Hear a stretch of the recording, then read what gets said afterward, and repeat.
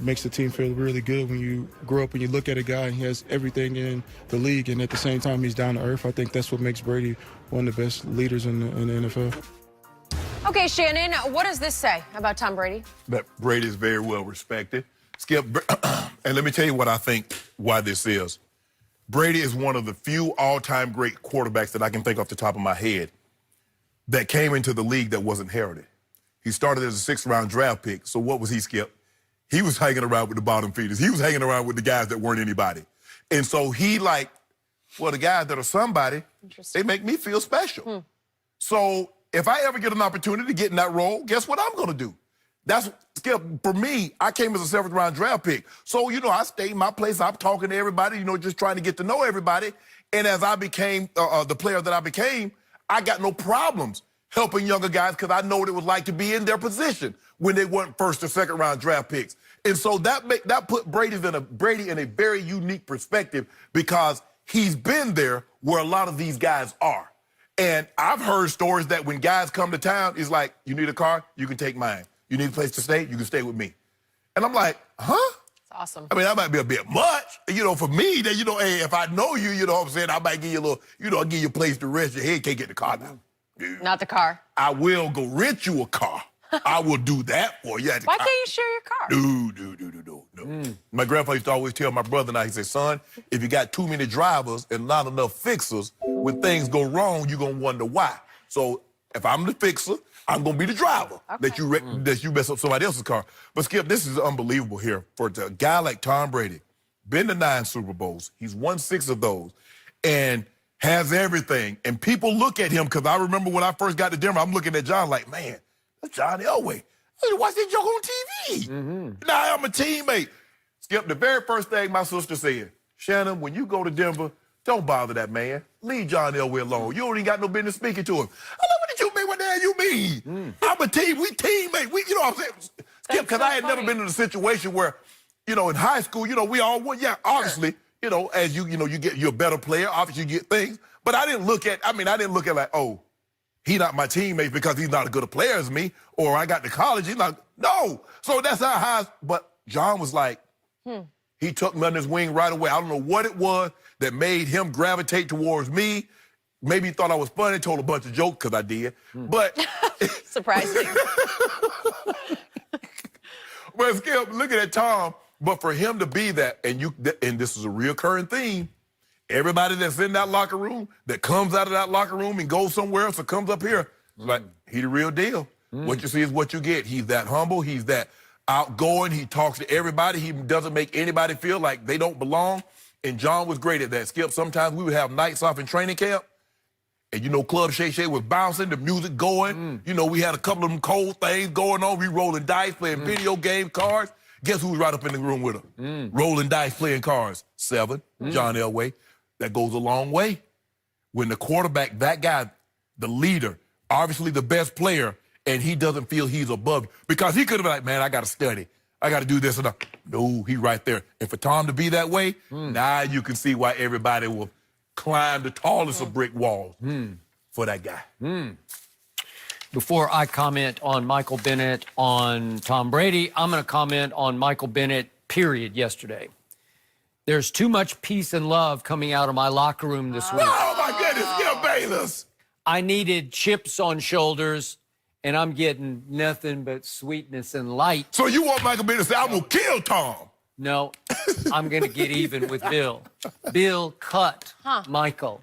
Interesting. And he had nothing but glowing things to say Kill him about with kindness. Bill Belichick. So that's worrisome to you. I hear what you're saying. Kill him with kindness, Skip. Listen, Michael Bennett's got edge to him. Yeah. And maybe he's just putting on a front for the media. You want edge. This joker here. You got any issue, with why were you cut in New England, he was asked. I don't know. Ask the coach. What do you think of Bill Belichick?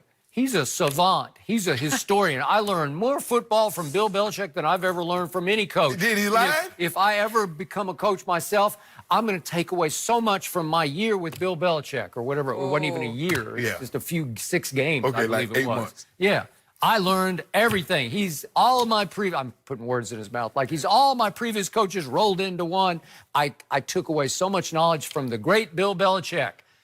You don't have any animosity. No, he said nothing in this business or nothing in the NFL is personal. It's all business. It's all business. Yeah. So he's just shrugging it off like, Ain't nobody it's like okay. you hold personal It's okay. grudges and vendettas. Okay, well, I needed a little bit of vendetta from Michael Bennett this week. I angry. needed some, huh? You want him to be angry ahead Come of on, this one. Michael, I get it. this is it. Your chance for a little revenge. Show them Well, what they're missing. Get even with them. Okay, what if he said what he says. He goes out there and sacks Tom Brady twice, strips him of the football. You okay? I'd be great. Is that going to happen? Are you predicting that? I'm just saying. I need him to play angry. I need Zeke to play angry. I need Michael Bennett. No. Those are my two angry candidates No, this week. Skip, no. 21. Don't and play. I don't even know what number. It's anywhere. It's like 79. 79. It's You're Harvey weird. Martin. It's like, what? 79? No, Skip, no. You don't play angry. You got to take the emotion. You got to play No. calm. You fuel it. You channel your anger, right? That's exactly how you were, right? Yeah. Calm, composed. Yeah, Skip it. Yeah, I was calm. You got to be calm. Yeah. Still in the water. Okay, so Michael Bennett just got in a very long line when it comes to Tom Brady because even James Harrison, we have often on our show right here, James Harrison has as high a BS detector as anybody I've ever been around. He just lives skeptically because it's who he is and what he should be. So he admitted to us, he walked in that locker room late 2 years ago when he was acquired by Bill Belichick with his radar way up on Tom Brady. Is he a phony? Nope. James Harrison swears by him. Didn't swear at him, swears by him. Didn't swear about him, swears by him. Right? Yep. I worked with so many expatriates at ESPN, and not one of them had one little tiny negative thing to say. I didn't even hear a but. But he can be a little difficult. Nope, I didn't hear any difficult. I heard that he's just the best guy you've ever been around in a locker room, and they follow him. He is their leader. That's why I call him the best leader in sports, and I think he's in the discussion of greatest leader of all times. I think Ray Lewis is up there. I think you're in that discussion. But I don't think Tom Brady gets enough credit. Part of his package is this intangible of locker room leadership. Right. And he sets the tone. He lets Belichick get away with being Belichick. A lot of teams would have revolted a long time ago. They would have mutinied on Bill Belichick. Well, if you can get your best player. That's correct. If he can become your hardest worker and he buys in, there's no choice.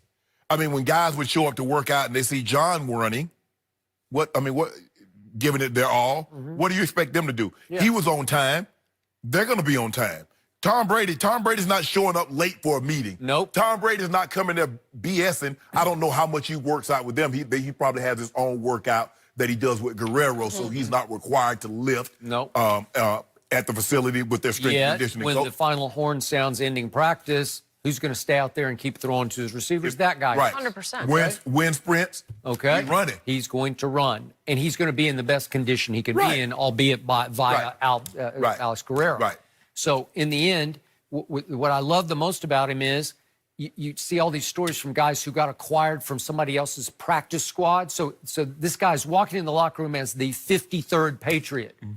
Up will walk Tom Brady every time and say, "Hi, Bob. I'm Tom Brady." And Bob is quoted later as saying, you don't have to tell me who you are. That's awesome. I know who you are. That's just common because that's the way I introduce myself. Hi, I'm Shanon Sharpe. I know who you are. It doesn't matter who they are. I mean, obviously entertainers and so, but it's funny that and they're like, I know who you are. But for Tom to do that, Skip, it seems like, he's sincere.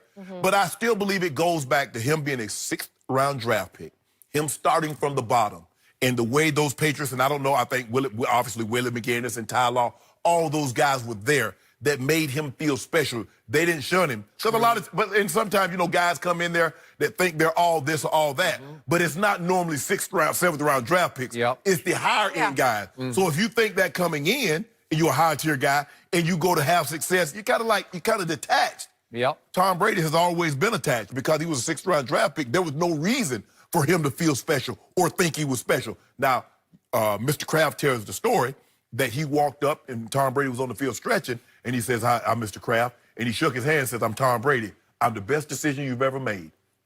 So it shows that, Skip, I got confidence in myself inwardly, but I don't need to project that outwardly. Nope. And that's why guys gravitated towards him, and that's why he's the leader that he is. Okay. Good Now, quote. just to be objective about this, It's ironic we're talking about this week because, in truth, we have seen nothing lately but mopey Tom Brady. And it shocked me because it's anti-leadership. It's not the way he should be. This week has been different. He's human. I mean, you know when you're not playing bad. Everybody can stats can say all the bad. when you play and he knows he's not playing up to the level that he should be playing at and the level that he's played at for such a long time and the standard he's set for himself. So he knows that. And because here's the thing, and he understands this. If he's on social media, playing like he's playing, like, Tom, what the hell are you on social media? What you so chippy about? Did you see your performance? Interesting. So 0 dark 30. Tom Brady. Old James Co-opted it. he co-opted it. Approachable, though. Quick Tom story for me. I'm doing a story about the Big House, about Michigan football. I reached out last week, and he actually got back to me with a quote about playing there and what it meant to him. Wow. I went through the Patriots, but I've never been so excited about something. The fact that he had the time to get back to me. I mean, that's pretty special. It just was sent to you. Yes, through me. I didn't call him on the phone, but like the fact that he took the time, I think, to just respond. He doesn't know. Yeah, but you know. But that said something to me. It meant a lot. Shows you how much he loves Michigan.